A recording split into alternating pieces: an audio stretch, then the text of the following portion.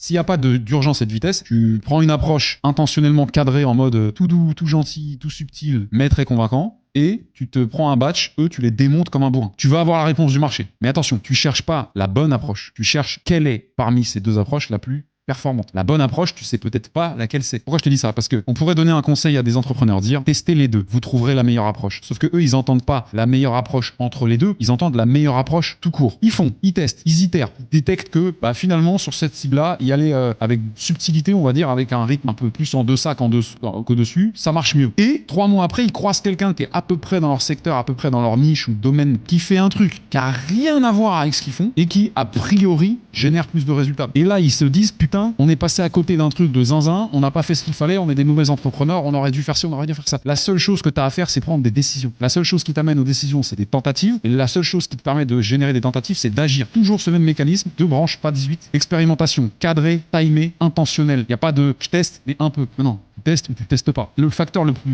létal là-dedans, dans le sens du terme, c'est le timing. Time ton test. Le 22 mars à 18h, je décide. S'il y a 1% d'écart entre les deux, je prends celui qui a 1% d'écart de tout. Si tu systématises d'instaurer une mécanique d'A/B test, en fait, tu te décharges en bande passante, en imaginaire, en hypothétique, en FOMO. À chaque fois que j'ai un doute qui est trop fort pour que je le laisse disparaître de mon esprit, je teste. Pourquoi je teste et que ça me fait pas peur? Parce que j'ai appris à y mettre du cadre et j'ai appris aussi que le test était toujours facteur de réponse. Donc tu quantifies et tu limites l'énergie que tu mets dedans. Tu quantifies et tu limites le temps que tu mets dedans. Tu t'obliges de décider à l'issue du test. Un test ne génère pas un autre test. Un test, il génère une décision. La décision génère une réalité. La réalité peut amener un doute. Et le doute peut justifier un autre test. Donc toute la vie, t'es en test. Et ça s'appelle la procrastination. Les gens qui testent, ils ont l'impression d'agir. En réalité, c'est une étape vers l'action.